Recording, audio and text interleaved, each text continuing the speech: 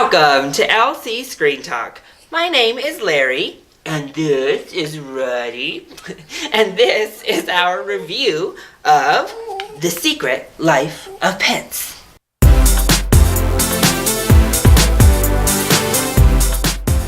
I have to admit that this was actually one of my most anticipated films of 2016. I thought that first trailer was completely genius. I thought that it just looked so adorable, and they captured my interest, they captured my imagination right from the get-go.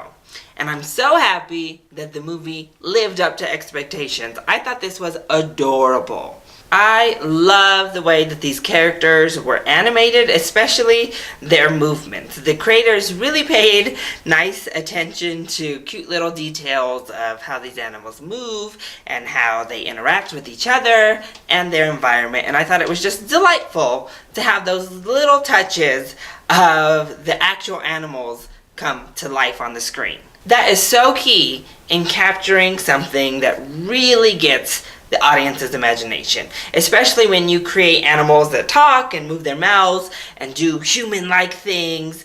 You have to really make sure you keep that animal grounded in what actually makes them their proper species.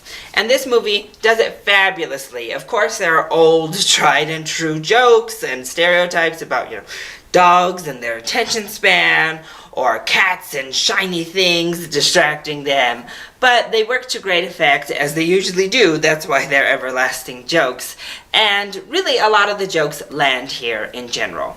This definitely isn't Fast and Furious like the Lego movie per se, and it's not a riot fest. It's not an out-and-out comedy, but it does keep you laughing enough throughout the movie to keep entertained, because the story is a pretty basic, a pretty straightforward story that I think adults might get bored with if we didn't have people like Kevin Hart to interject proper comedy. And speaking of Kevin Hart, I thought he was wonderful in this movie. I accepted him so much more as a cute little bunny than I have in his recent live action outings.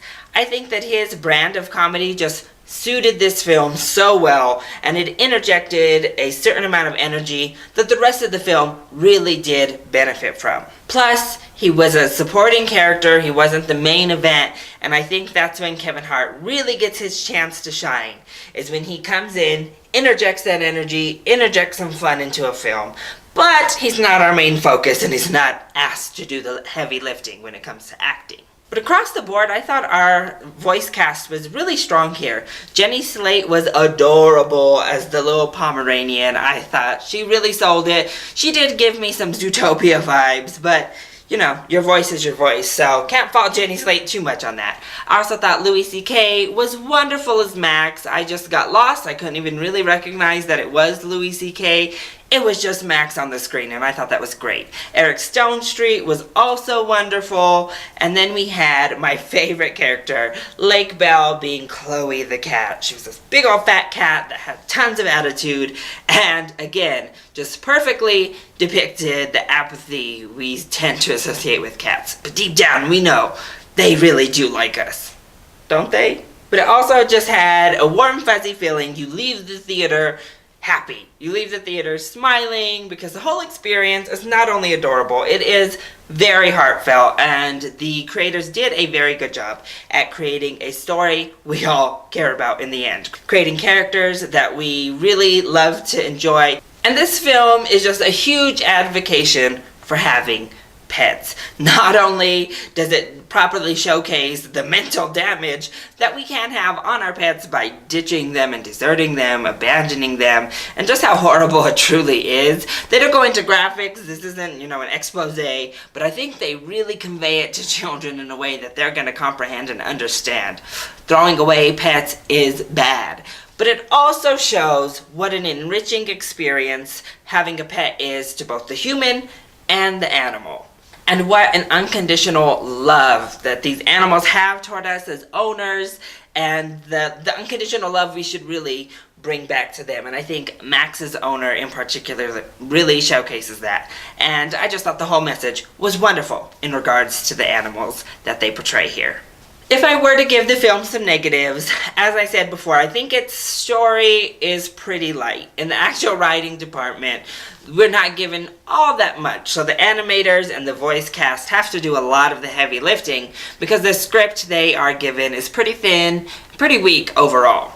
And I think because the script itself and the actual story beats and the meat of the story we're given is so thin, some parts of it do drag just a little bit. When we're between laughs or we're between the bits that go on here, it does start to feel like it's dragging and you're kind of like, okay, looking at cute animals is nice, but these are animated cute animals, so they don't even entertain me quite as much as those YouTube videos I could be watching right now. And that's never a good sign when you're thinking about YouTube videos instead of the film that's sitting right there on a gigantic screen in front of you. But that doesn't happen too often, and they come in right at those moments when you're starting to wander off, and they suck you back into the story, and they get you back involved. They have a nice joke, they have a fun gag, and I think people of all ages really are going to enjoy The Secret Life of Pets. This is really safe for small children. I think they'll get a hoot out of it, they'll love it, and then I think they do have some sneaky jokes to slide in there for the adult companions as well.